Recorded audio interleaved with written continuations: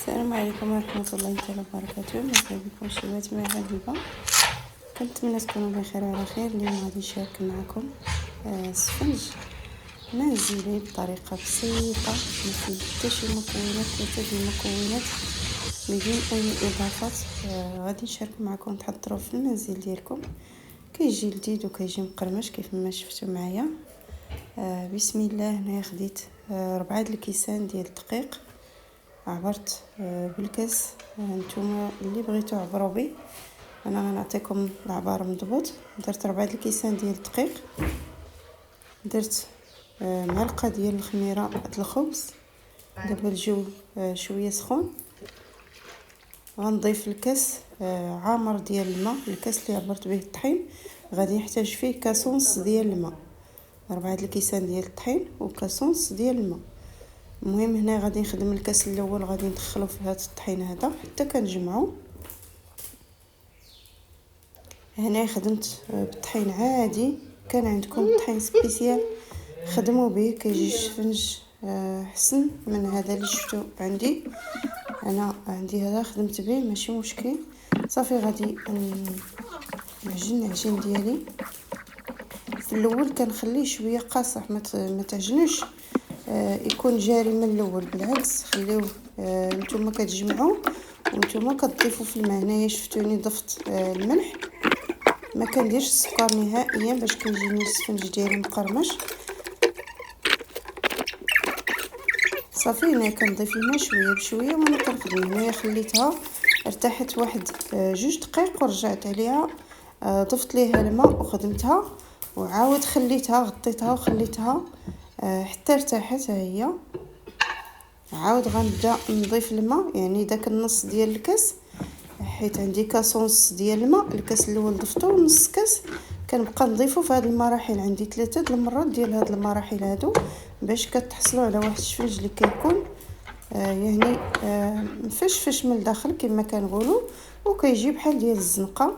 صافي هنايا كنجمع العجين ديالي وكنضيف شويه د الماء وانا كنخبط به، يعني كنخدمه مزيان بديك الطريقه اللي كتشوفوا معايا بحال هكا.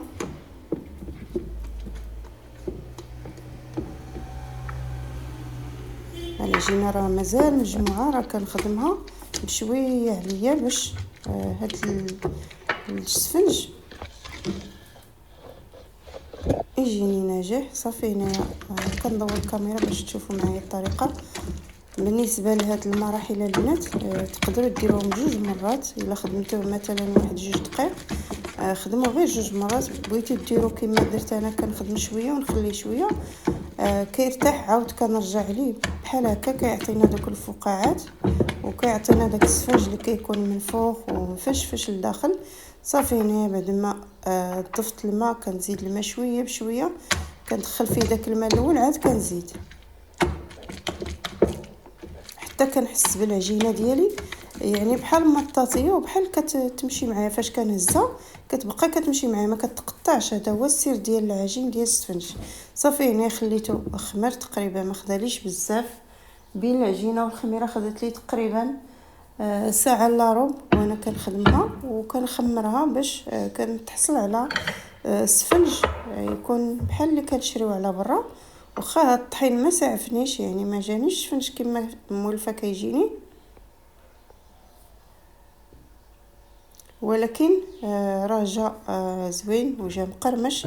هنا شفتوا معايا الكاس الثاني شحال شاط لي فيه ديال الماء. صافي هنايا غادي ناخذ العجين ديالي، غادي ندير له شويه ديال الزيت.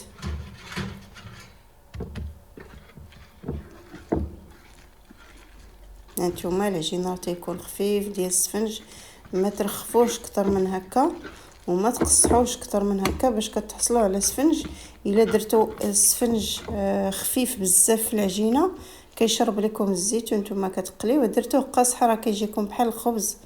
ديروه يعني يكون مرخوف وفي نفس الوقت يكون مقدور عليه باش تخدموه بيديكم. صافي هنا كنقرصو، كندير فيه كويرات قد ديك المسمنه الصغيره اللي كنكورو. هانتوما كتشوفوا معايا بهذا الشكل هذا، وكنحطو جانبا حتى كنكمل الكميه ديال العجين اللي عندي.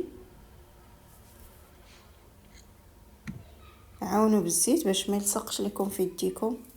صافي هنا بعد ما كورته بحال هكا مباشره كندير الزيت في المقله، كندير شويه الزيت في هذه المقله اللي شفتوا معايا، والكاسرونه يعني درت فيها النص ديال الزيت، يعني الزيت خاص يكون غارق. داكشي باش درت الكاسرونه باش ما نديرش كميه كبيره ديال الزيت، وفي نفس الوقت ما عليش كميه كبيره ديال السفنج باش غادي ندير مقله كبيره ونعمرها بالزيت. ما كنبغيش نخدم بالزيت ديما، يعني فايت نخدم به، كنخدم به مره واحده وكنرميه. داكشي باش درت الكاسرونه كيكون الزيت مجموع، والشفنج حتى هو راه كيطوطس في الزيت. صافي هنا كندهن يدي بشويه ديال الماء ولا الزيت، وكنشكل السفنجه ديالي كما شفتوا معايا. والعافيه ديال هاد المقله راه تتكون شويه ناقصه، ما تتكونش مجهده.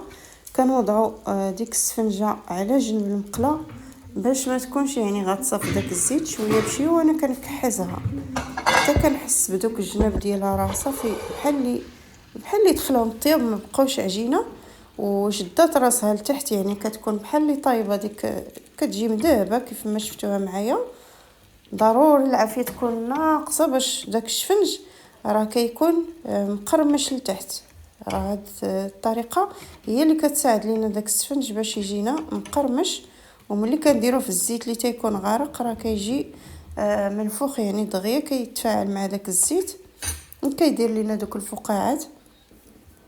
صافي ني غادي نستمر تقريبا كتاخذ مني واحد دقيقه ولا جوج. ها هي صافي بداو كينشفوا ليها الجناب ديالها، نتوما كتشوفوا معايا. غادي نكحزها لهاد الزيت وغادي ندير الثانيه باش كتبدا كتوجد، حيت فاش كنديرو في الكاسرونه دغيا كيتحمر، ماشي بحال فاش كنديرو في المرحله الاولى هي اللي كتبغي شويه ديال الوقت. في هذه المرحله هذه هانتوما صافي هنا زدت الزيت راه سخنات، غادي ندير فيها هاد السفنجه هذه. صافي هانتوما شفتوا اللون ديالها كيجا، والاخرى حتى هي كنبقى نكحزها شويه بشويه حتى كنرميها في ديك الزيت اللي تتكون على جنب المقله.